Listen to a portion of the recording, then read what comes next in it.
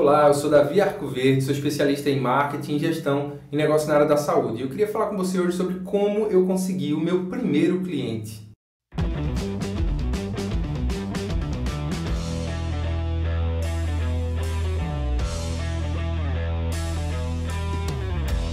Se você se formou ou está se formando em algum curso da área da saúde, seja ele fisioterapia, educação física, fono, nutrição, você talvez já tenha se feito essa pergunta: poxa, como é que eu vou conseguir o meu primeiro cliente? Como é que se faz para conseguir os primeiros clientes? E talvez essa minha experiência possa te ajudar um pouquinho, tá? Então vamos lá. Eu sou formado em educação física, foi minha primeira formação. Eu estagiei bastante na área de grupos especiais, participei de alguns projetos sociais como voluntário enquanto estava na faculdade, fiz iniciação científica, fui para congresso, tive uma vida acadêmica bem ativa. Lá no final, acho que no último ano da faculdade, foi que eu comecei a me interessar pela área de treinamento e aí, assim, fiquei muito encantado com a área. O ambiente é muito agradável, né? Você tem uma projeção, umas possibilidades de crescimento e remuneração muito mais atrativas do que outras áreas na educação física. Então, eu comecei a me encantar um pouquinho mais e conhecer um pouquinho mais essa área. Surgiu uma oportunidade e eu fui trabalhar numa academia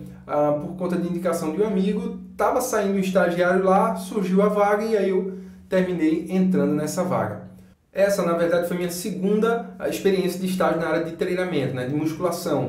Mas aí, essa foi a que mais me deu crescimento. Então é dessa especificamente que eu vou falar. Então vamos lá, o que eu fiz para conseguir, né, para trilhar esse caminho para os meus primeiros clientes?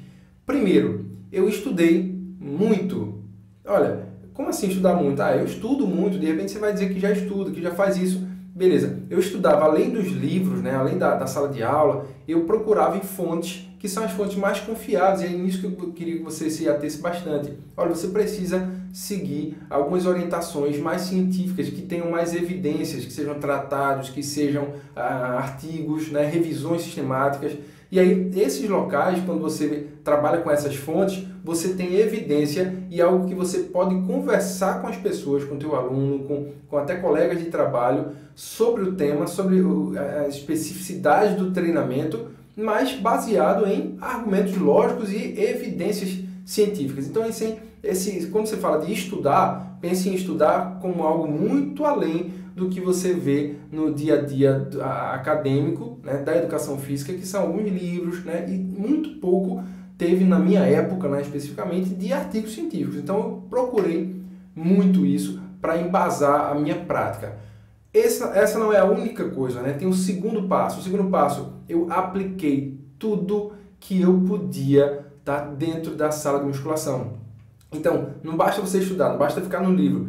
Estudou, tenta pegar por dia, né, pelo menos um insight do que você está estudando, do que você está lendo, e aí você aplica isso com um aluno seu, né, aplica isso com um grupo que de repente você tem algum tipo de atividade. Porque se você não aplica imediatamente após o momento em que você consome aquele conhecimento, o que vai acontecer? Você vai perder aquilo e talvez nunca mais você se lembre daquilo. Se você estuda e aplica, aquilo vai ser fixado na sua mente e você já vai ter a chance, a oportunidade de dizer o seguinte: olha, isso aí faz sentido, mas na prática, no meu dia a dia, não me ajudou muito, não funcionou muito bem. É assim que você vai criando essas antíteses, né? E aí você vai preparando aí um escopo mais robusto aí de conhecimento e de prática.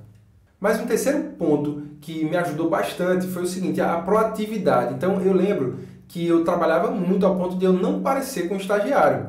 Veja, eu não esperava que o professor atendesse as pessoas, que ele mandasse fazer as coisas, eu não esperava que as pessoas, por exemplo, viessem até mim, tá? Eu me adiantava nisso. Aliás, uma coisa que me dói muito de ouvir é quando os alunos mesmo, estagiários, eles dizem o seguinte: olha, poxa, eu estou sendo explorado, eu recebo pouco, trabalho muito, e isso é para economizar, para a academia economizar, para a clínica de repente economizar e coloca um estagiário e tal. Veja, lógico que tem algumas academias, clínicas que terminam exagerando nesse ponto, mas de forma geral, assim, no meu caso, eu dei graças a Deus, porque eu ganhava mesmo um pouquinho, mas ganhava, mas se não tivesse nada, ainda assim, eu tenho certeza que no meu caso eu teria aceitado alguma experiência logo na fase inicial. Por quê?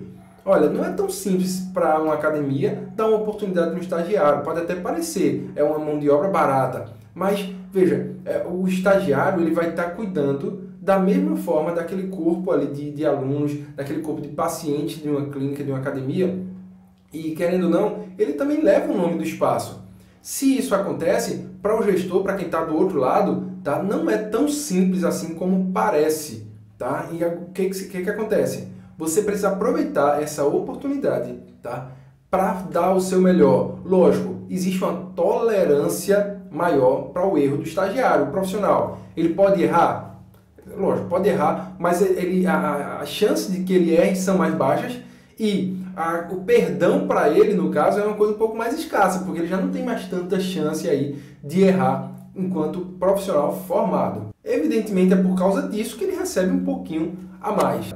Como eu falei, né, dos erros, como eu falei da possibilidade de realmente você estar aprendendo, estar se apropriando do estágio como um momento de aprendizagem, tenha, meu amigo, humildade para saber que você está simplesmente no começo de sua caminhada. Então eu acho que eu tinha essa consciência, eu acho que eu sabia que eu estava numa fase em que eu sabia menos. E aí, por achar que eu sabia menos, eu me preocupava em estudar mais, em buscar mais, em procurar mais. Se você, de repente, começa o seu estágio achando que você está completo, a chance, meu amigo, é que você, primeiro, você cresça menos, você se desenvolva menos, e segundo, que daqui a 10 anos, talvez você esteja estagnado no mesmo lugar, fazendo as mesmas coisas e até errando como se fosse uma pessoa de início de carreira. Tá? Agora, se você parte do pressuposto de que você realmente não sabe de tudo, e você é humilde, você pergunta, você pede desculpa, você conversa com as pessoas e de repente não acha uma resolução no momento,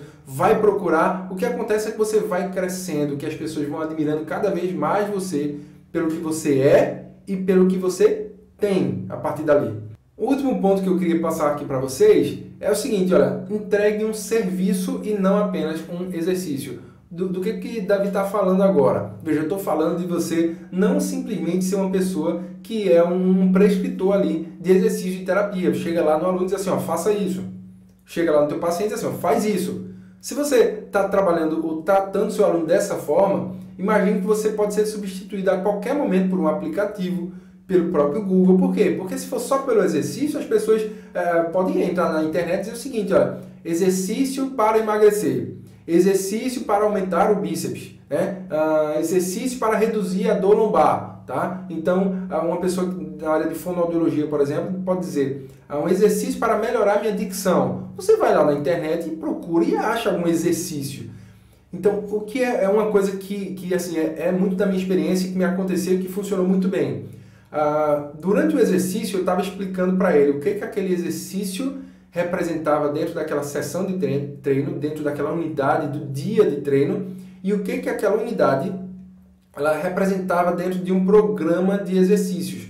Então, em que fase do treinamento você estava? Então, esse exercício ele cabe nessa fase, não cabe naquela, por que ele está fazendo aqui? Quando você fala sobre isso, e eu falava muito sobre isso, eu conversava muito com os alunos, explicando por que ele estava fazendo aquele exercício, então ele tinha a percepção de que o que eu estava entregando para ele ali não era unicamente um exercício, mas eu estava entregando para ele um programa, algo muito maior do que o próprio exercício. Agora, se você fala com o aluno e você diz assim, ó, faz isso, faz aquilo e você não explica nada, a chance é que você vai ser substituível a qualquer momento, certo? E na minha experiência, qual é que foi o resultado disso? O resultado foi que quando eu me formei, no dia que eu colei grau, eu já tinha 2 promessas e não apenas uma, de que eu seria o personal de algumas pessoas. E aí, foi isso que me aconteceu e foi assim que eu consegui os meus primeiros clientes, porque assim que eu me formei, de fato, eu já tinha 2 clientes. Então é isso, eu desejo a você todo sucesso na sua caminhada. Obrigado por ter ficado até aqui, tá? Se você gostou desse conteúdo, não deixe de clicar aí no gostei, não deixe também de compartilhar nas suas redes sociais, compartilhe para algum amigo que você acha que pode ajudá-lo com esse conteúdo. Se inscreve no canal e aproveite também para deixar o seu comentário, sua pergunta e sua sugestão para conteúdos também, tá bom? Até mais!